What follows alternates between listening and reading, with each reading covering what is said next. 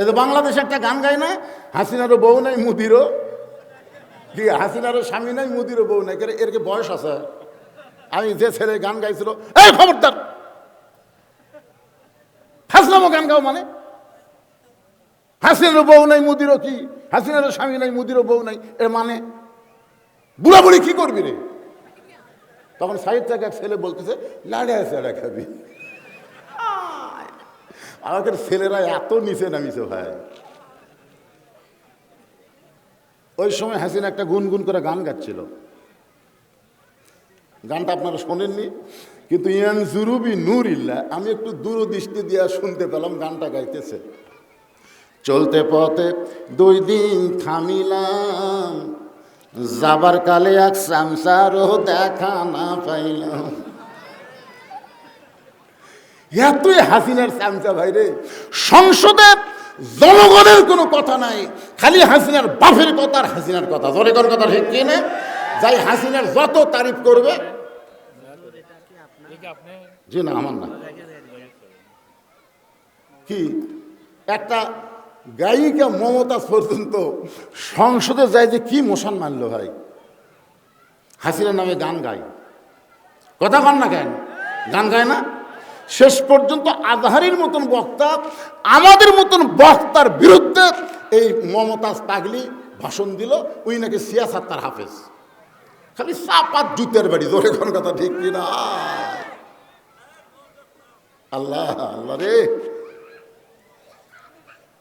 মেয়েটা বলতেছে পথিক 6 দিন হলে আমি উমরকে খুঁজতেছি, আর 1-8 দিন যদি খুঁজে না পাই তাহলে আসল জায়গায় বিচার দিব। ওমর ফারুক চোখের পানি বের করে হাঁটু গেড়ে বসে মেয়েটার সামনে বসে বলতেছে, মা তুমি যেই ওমরকে খুঁজতেছ আমি হইলাম সেই ওমর। মেয়েটা বলতেছে, আমিরুল মুমিনিন আমার বিজয় হয়ে গেছে, আমার ইমানের বিজয় হয়েছে। আমি মনে করেছিলাম 7 দিনের মধ্যেই হযরত উমরকে আমি পেয়ে যাব, 1 দিন আগেই পেয়ে গেছি। কথা ছিল কিন্তু 6 আগস্ট ঢাকায় অ্যাটাক হবে, জোরে কোন কথা ঠিক কিনা? কিন্তু 1 দিন আগেই কাম সারছে। কথা কন না কেন ভাই? খালি যদি কথা মতো 6 আগস্ট ঢাকায় অ্যাটাক হতো, একটাও বেঁচে ফিরত না। কারণ হাসিনার ভারতের চরেরা বাংলাদেশে ঢুকত, আর আমাদের বাংলাদেশের মুসলমানকে হিন্দুরা কুরবানি দিত। জোরে কোন কথা ঠিক কথা কন। কিন্তু আল্লাহ কয় নারে পাগলা 6 তারিখে হবি না, 1 তারিখ আগেই ঢোক। মেয়েটা বলতেছে নিয়ত করেছিলাম 7 দিনের মধ্যেই পেয়ে যাব, কিন্তু 1 দিন আগে আল্লাহ আপনার সঙ্গে দেখা করে দিল। এখন আমার প্রশ্ন হলো, আপনি অর্ধ পৃথিবীর খলিফা হইয়া এই চোরের মতন একা একা কেন ঘুরতেছেন? আপনার কি কোনো চামচা নাই? বাংলাদেশের মতন কয়টা দেশ? এ কথা কয় না কেন? কয়টা দেশ? তো 96টা দেশের শাসক, 96টা দেশের প্রধানমন্ত্রী, 96টা দেশের প্রেসিডেন্ট, 96টা দেশের খলিফা চোরের মতন একা একা ঘুরতেছেন। আপনার কি কোনো চামচা নাই? আপনার কি বডিগার্ড নাই? আপনার কি পুলিশ নাই? আপনার কি আর্মি নাই? একা একা কেন ঘুরতেছেন? এখন আপনার বলেন তো, আল্লাহর কোরআন দিয়ে যখন বাংলাদেশ চলবে তখন নেতার সাথে কোনো চামচা থাকতে পারবে? কারণ কোনো চামচা নিজের পকেটের টাকা খরচ করে নেতার সাথে ঘুরবি না। একটা দলের চামচারা ঘোরে, সে দলের আমি নাম কব না, আপনার ভিতরে ঢুকে দেখবে, সেই দলের নেতার কোনো টাকা খরচ হয় না, চামচারাই খরচ করে নেতার পিছনে ঘোরে। কথা ঠিক? পরে পরে আপনারা তালাশ করে দেখবেন যে হুজুর একটা কথা কয়ে গেল রে মিয়া পাড়াত, কি এই দল কোনটা রে? আমরা 2 মুরব্বী মিলে যদি কোনো সিদ্ধান্ত নেই তুমি কি মানবা না? হোসেন বলতেছে, আপনার 2 জন মুরব্বী আমি জানি, কিন্তু আসল মুরব্বী হিসাবে একজনকেই শুধু মানি, তিনি হলেন আমার নানা। বেশি মুরব্বী মানলে তাবলিগের মধ্যে যেমন গন্ডগোল, বেশি মুরব্বী মানলে পীরের মধ্যে গন্ডগোল, বেশি মুরব্বী মানলে গন্ডগোল হবে, কিন্তু একটা দলের মধ্যে এখন পর্যন্ত কোনো গন্ডগোল নাই, কারণ সেই দলের মুরব্বী হলো একটা, আর মুরব্বী হলেন মুহাম্মাদুর রাসূলুল্লাহ। কুল, হে রাসূল আপনি বলেন, ইন কুনতুম তুহিব্বুনাল্লাহ ফাত্তাবিউনি, আল্লাহর হুকুম নবীর তরিকা ছাড়া অন্য কোন মানুষের তরিকা মানা যাবে? জোরে বলেন যাবে? আপনি উমর আমার মুরব্বী, আমার বাবা আমার মুরব্বী, আমি জানি, কিন্তু আসল মুরব্বী হিসাবে কেবলমাত্র আমার নানাকে মানি। নানা ছাড়া অন্য কাউকে পুরাপুরি মানা, একজন মানুষকে পুরাপুরি মানা যাবে, তিনি কে? মুহাম্মাদুর। কথা কন না কেন ভাইরে, কথা কন না কেন? নিঃসন্দেহে পুরাপুরি মানা যাবে একজনকে, মাতাকুমুর রাসূলু ফাখুযুহু ওয়া মা নাহাকুম আনহু ফান্তাহু। ওমর ফারুক বলে, হোসেন তুমি কি বলবার চাও? হোসেন বলে, তাহলে শোনেন, কয়েকদিন আগে আমি স্বপ্নে দেখলাম আমার নানা ঘরের মধ্যে আরাম করতেছে। আমি হোসেন দরজাকে বললাম, নানু ভাই আমি একটু ঘরের মধ্যে ঢুকতে চাই। আমার নানা বলে, হোসেন এখন আমার বিরক্ত করবি না, আমি জান্নাতে শুয়ে আছি। হোসাইন চমকে উঠছে, ভাঙ্গা ঘরের ভিতর থেকে নানা কথা বলতেছে, আর নানা বলে জান্নাতে আরাম করতেছে। এই জান্নাতটা কেমন দেখায় লাগবে? ছোট্ট বানর জানলার ফাঁক দিয়ে তাকায় দেখে নবী তার বিবির উরাতের উপরে মাথা দিয়ে শুয়ে আছে, আর নানি হোসাইনের নানি চুলের মধ্যে হাত দিয়ে বিলকি কাটতেছে। হোসেন বলে, নানা নানির উরাতকে বালিশ বানায় শুয়ে থাকলে কি জান্নাতে থাকা যায়? নবী বলে, হোসেন রে তুই ছোট্ট মানুষ, তুই বুঝবি না ভাই, তোর নানির মতন বউ যদি কেউ ঘরে পায়, ওই ঘরটা আল্লাহর জান্নাত হয়ে যায়। লিল্লাহি তাকবীর। তোর নানির মতন বউ যদি কেউ ঘরে পায়, ওই ভাঙ্গা ঘরটাও আল্লাহর কি হয়ে যায়? জোরে বলেন। আমি সেই দিন থেকে সিদ্ধান্ত নিয়েছি, বিয়ে যদি করাই লাগে নানার মতো বিয়ে করবো, আমার বড় ভাইয়ের মতন আমি কানবার পারবো না। মানে কিছুদিন হলো হোসেন দেখতেছে, হাসান রাদিয়াল্লাহ, হোসেনের সামনে যখন আসে তখন মুচকি মুচকি হাসে, একটু দূরে গেলেই দেখে কান্দে। হোসেনের সন্দেহ হলো, কে রে আমার বড় ভাই এরকম হঠাৎ হাসে হঠাৎ কান্দে, কারণ কি? কাছে যে ভাইয়ের হাত ধরে বলতেছে, হাসান ভাই দুই ভাই একই সঙ্গে থাকছি গো, দুই ভাই একই সঙ্গে কত আনন্দ করছি, আজকে তুমি কান্দো আমি হাসি, কারণ কি? হাসান বলতেছে, কাকুদান কোষ না, তোর ভাবি আমার কলজাত আগুন ধরে দিছে রে, তোর ভাবি মানুষটা ভালো নয় রে, আমার বাপ বোঝেনি, এখন যদি আমার বাপ শোনে তাহলে কষ্ট পাবি, দরকার নেই, তোরে কইলাম তুই যেন কারো কোষ না। হাসান রাদিয়াল বইয়ের নাম হলো জায়দা, জোরে বলেন নাম কি? জায়দা হলো কুটনি মেয়া, জোরে কন কি হি মেয়া, এ কথা কন না কেন, কি মেয়া, এর কথা ওর কাছে, ওর কথা এর কাছে। গোটা পাড়ার মধ্যে খণ্ডগোল লাগানোর জন্য একটা নারী যথেষ্ট, জোরে কোন কথা ঠিক না? আমি সেই দিন সিদ্ধান্ত নিয়েছি, আমার নানা যেমন বিয়ে করছে আমিও তেমন বিয়ে করব। বাবা দৌড়ে গিয়ে হাত ধরে বলে, বাবা আপনি সত্যি করে বলেন তো আমার মা আপনার কেমন বউ? আপনি বলেন তো বাবা আমার মা আপনার কেমন বউ ছিল? বাবা আপনি যেমন আমার মাকে বিয়ে করে আপনার ভাঙ্গা ঘর জাঙ্গা করছেন, আমার নানা যেমন নানিকে বিয়ে করছে ভাঙ্গা ঘর জান্নাত হয়ে গেছে, আমিও তেমন একটা বিয়ে করব।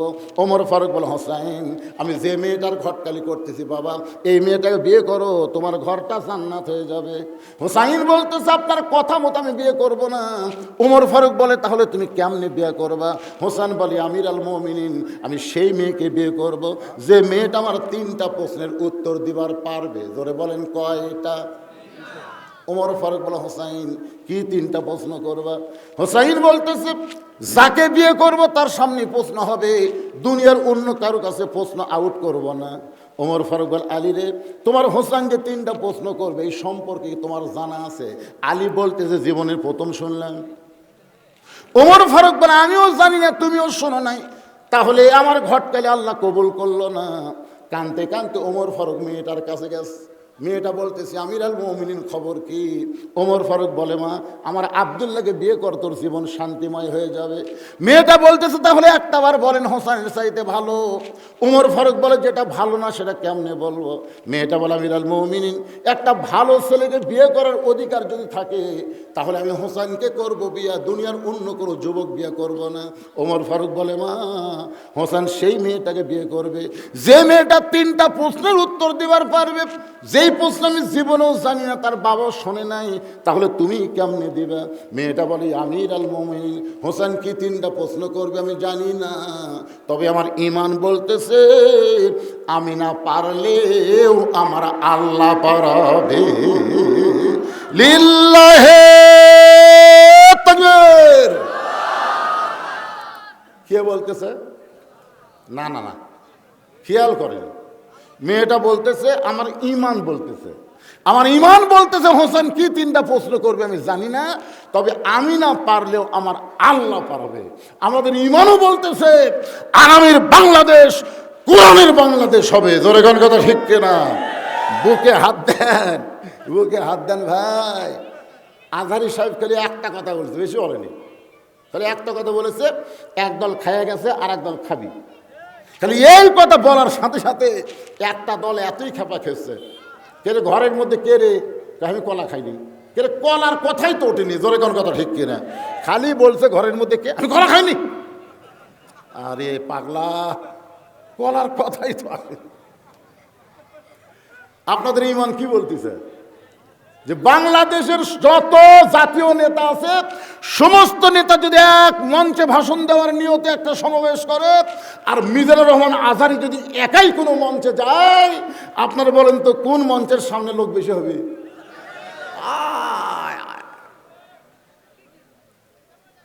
হ্যাঁ, এখনকার কিছু নেতারা দেখবেন এসে ঘরের মধ্যে বসে থাকে, ওরা কিন্তু অনেক আগে আসে, টেজত আসে না। কেন আসে না?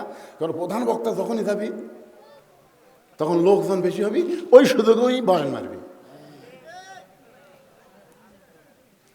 তোমরা কত বড় মরদ আছো, সমাবেশ ডাকো তো দেখি। কারণ বাংলার মানুষ আর নকল চাই না, আসল কোরআনের দিকে আসতেছে। জোরে বলেন কত ঠিক? আল কোরআনের আলো ঘুরি চলবি।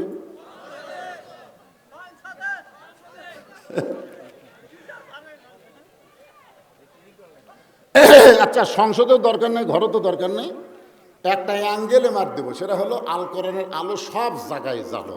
আচ্ছা, সব জায়গার মধ্যে সংসদ আছে না নাই? হ্যাঁ, এটা দেন, আল কোরআনের আলো।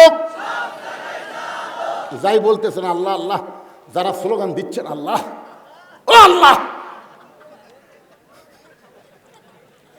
আমি বলার আগেই 2 কান্দের ফেরেশতা আল্লাহ বলতেছে আল্লাহ তোমার কোরআনের পক্ষে স্লোগান বক্তা দিবার করলো, এরা যে দিল না, তা আমরা কি লেখবো? আপনার 2 কান্দের দূরে ফেরেশতা নাই? এ কথা কোন আছে না নাই? আপনি যখন রাত্রে দরজা জানলা লাগা দিয়ে কম্বলের মধ্যে যখন অশ্লীল ভিডিও দেখেন, তখন 2 কান্দের ফেরেশতা কি কয়? এই যুবকেরা কি কয়? 2 কান্দের ফেরেশতা কয় আল্লাহ এই শয়তানের কান্দ থাকবো না, যে কাম শুরু করতে ল্যাপের মধ্যে, আল্লাহ রে। তোমার 2 কান্দে 2 মোহরি, এই গানটা গাইলে গুনাহ হবে না, সবাই গাও। তোমার 2 কান্দে 2 মোহরি, লেখিতেছেন ডায়েরি, দলিল দেখে রায় দিবে, দলিল দেখে রায় দিবে, টাকা পয়সার নাই কারবার, কিরামান কাতিবিনা ইয়ালামুনা মা তাফআলুন। ওমর ফারুক এক দৌড় আলীর দরজা রাখতেছে, আলী রে। আলী দৌড়ে এসে বলে আমির আল মুমিনিন, এখনই কানতে কানতে চলে গেলেন, আবার আইসেন কেন? তারিখ কর্ম। হোসেন কয় কিসের তারিখ? উমর কয় তোর বিয়ের তারিখ যাবে, তুই যে 3টা প্রশ্ন করবি, মেয়েটা উত্তর দিবার পারবে কি পারবে না এটা যাচাইয়ের তারিখ। আলী বলতেছে আপনার মাথা খারাপ হলো, যে প্রশ্ন আপনি জীবনেও শোনেন, আমি জীবনেও শুনিনি, আপনিও জানেন না, আর সেই প্রশ্নের উত্তর মেয়েটা কেমনে দেবে? ওমর বলে আলী, মেয়েটা ইমানের বলে বলিয়ান হয়ে এমন কথা বলেছে, আমার বিশ্বাস মেয়েটা একলা নাই, মেয়েটার সঙ্গে আমার আল্লাহ রয়েছে।